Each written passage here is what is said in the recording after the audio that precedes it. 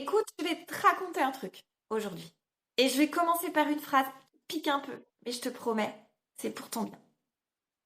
En fait, si votre fonction RH n'est pas performante, soit vous passez pour des branquignoles, soit vous perdez du pognon. Bon, une fois que je t'ai dit ça, c'est pas pour te faire culpabiliser.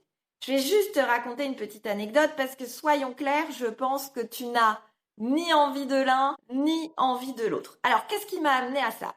Écoute, j'ai un projet voyage. Ouais, on est dans une situation vraiment un truc du quotidien. J'ai un projet voyage, mon ado n'a plus son passeport à jour, donc je dois faire les démarches. Franchement, je suis assez bluffée, j'appelle la mairie, j'ai rendez-vous, mais dans la foulée. J'ai rendez-vous dès la semaine prochaine, le mercredi, nickel. Je reçois un mail, la checklist avec tous les docs, tout y est. Évidemment, je prépare tout en avance. J'arrive, super accueil de l'agent, tout est au clair au niveau de la mairie. Bon, vous allez recevoir le passeport dans 2 semaines, tout est au carré. 4 jours plus tard, j'ai un appel de cette même agent. Elle me dit, écoutez madame, je suis désolée, la préfecture nous a demandé que vous puissiez ramener tel et tel document complémentaire. C'est le moment où je te dis pas tout parce que là, on est quand même sur du perso. Je te cache pas que ça me chauffe un peu, ça me tend, donc elle m'explique que je dois reprendre rendez-vous. Clairement, j'ai autre chose à faire, j'ai du taf par-dessus la tête. Évidemment, je peux pas les envoyer par mail parce que c'est pas dans leur processus, etc., etc. Donc, bon gré mal gré, je reviens à la mairie, je lui redonne ses documents et évidemment, je râle un peu. Je dis, mais pourquoi est-ce que vous m'avez pas dit ça en avance? Pourquoi est-ce que vous prévoyez ces cas de figure spécifiques en avance? Elle me dit, écoutez, madame, je suis désolée, vraiment, elle était navrée. C'est la préfecture, on sait pas toujours ce qu'ils vont nous dire, on sait pas toujours quels documents complémentaires ils vont donner, etc. Et en fait, je reviens dans ma voiture et tu sais à quoi ça m'a fait penser? En fait, au quotidien que on vit quand on est RH. Pourquoi? Parce que on est en étau, en fait, entre la direction, entre les managers, entre les équipes, avec, disons-le, parfois des process RH qui sont complètement hors sol et qui desservent ton quotidien. Et tu sais, un peu comme cet agent, elle le sait que ça n'a pas de sens. Elle le sait bien que ça n'a pas de sens que la préfecture demande ça. Elle le sait bien que la préfecture aurait dû lui dire donner ce cas de figure précis en amont. Elle le sait bien aussi que ça dépend de qui va contrôler en fait les documents qu'on a laissés. Tout ça, elle le sait. Tout comme toi, tu le sais quand tu démarres un processus, peu importe de quel processus RH il s'agit. Et donc toi, vu que t'as pas le choix parce que c'est un process RH qui est imposé peut-être parfois par le siège ou un processus RH que vous déployez de cette manière-là depuis des années, tu te retrouves quand même à dire aux managers et aux équipes, écoutez, oui, je sais bien que ce n'est pas idéal, mais voilà, c'est comme ça, on n'a pas le choix. Et je vais te dire un truc. Franchement, j'ai fait des dizaines de diagnostics RH depuis 2018, voire même plus, largement plus. J'ai fait plus de 50 interviews sur le podcast. Et il y a ce constat qui revient, mais de manière systématique. Le problème des RH, ce n'est pas l'engagement. Le problème des RH, ce n'est pas la compétence. Le problème des RH, c'est en revanche clairement la performance des processus RH. Et quand la fonction RH elle n'est pas performante, en fait, mais qu'est-ce qui se passe? Eh bien, on va pas tenir nos promesses d'employeur. On fait fuir plus qu'on attire et on passe pour des branquignoles désorganisés alors que c'est complètement faux. Tu n'es pas mauvaise lorsque le process n'est pas aussi carré. Regarde l'exemple de mon agent que j'ai eu à la mairie. Elle n'était pas mauvaise, seulement elle n'était pas suffisamment outillée avec un processus suffisamment solide pour délivrer correctement un service. Et enfin, on fait perdre un temps fou à tout le monde, y compris à toi en premier. Évidemment, je refais le parallèle avec l'agent à la mairie. Tu crois pas qu'elle avait autre chose à faire que de me revoir une seconde fois et que de reperdre une demi-heure avec moi alors que ça aurait pu être fait tout de suite? Évidemment que si. Et in fine, qu'est-ce qui se passe pour toi et tes processus RH? Eh ben, tu te retrouves en fait à bosser un peu à l'énergie. Et forcément, ça devient épuisant. Alors, quand je te dis ça, je sais que ça fait rêver personne. Je sais que je mets pas des paillettes dans ta vie en parlant de processus RH. Mais quand un process RH n'est pas performant, on fait toujours la même chose. Quel est ton premier réflexe?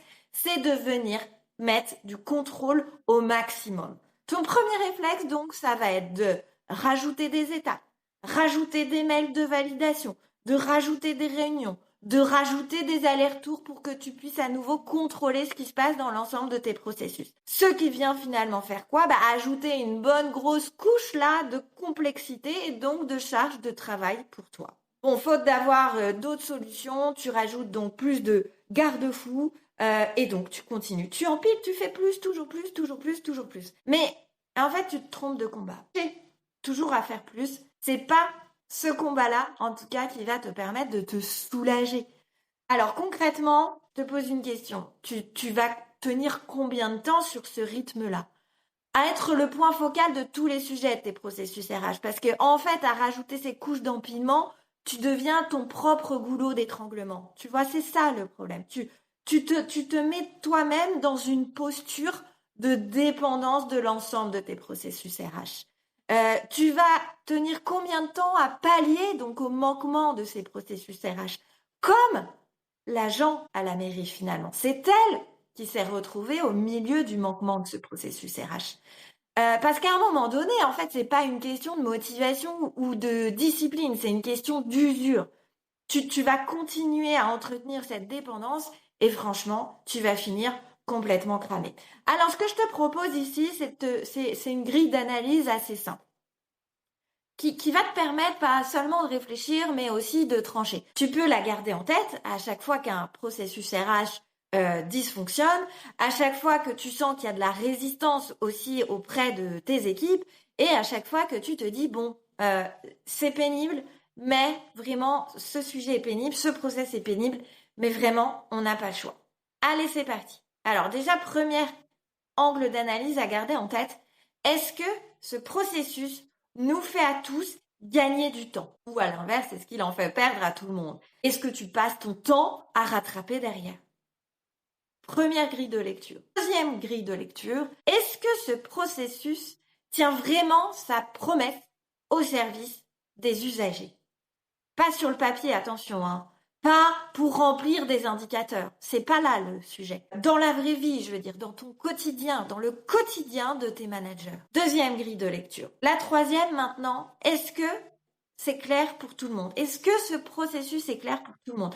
Sans que tu aies besoin d'explications à chaque fois que ce processus redémarre. Sans rajouter, sans empiler des mails. Sans réunion supplémentaire. Sans attends, je t'explique avant qu'on démute. Est-ce que pour les managers, est-ce que pour les équipes, est-ce que pour les candidats, il est clair? Ou est-ce que comme à la préfecture, il fonctionne uniquement parce que quelqu'un compense?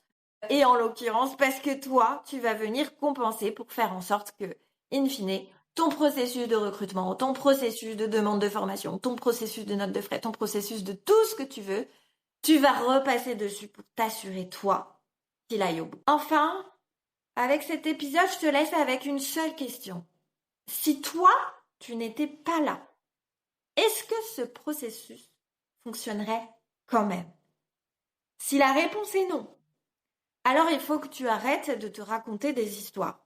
Ça n'est pas que tu manques d'outils. Ça n'est pas que tu manques de bonne volonté. Ça n'est pas non plus que tu manques de pédagogie ou de compétences. En fait, c'est vraiment juste un problème de performance de ton processus. Et tant que tu vas continuer de faire le tampon, de traduire ou de t'excuser d'un manquement de tes processus, tu vas continuer d'absorber les frictions, tu vas continuer d'être le point focal, tu vas continuer de protéger en fait le système, de protéger tes processus RH au détriment de ta posture, au détriment de ton rôle à toi et surtout au détriment de ta santé mentale et au détriment de ce que tu aimes vraiment faire. Alors, maintenant, je vais te proposer un dernier truc. Parce que à ce stade, tu as vraiment besoin d'y voir plus clair.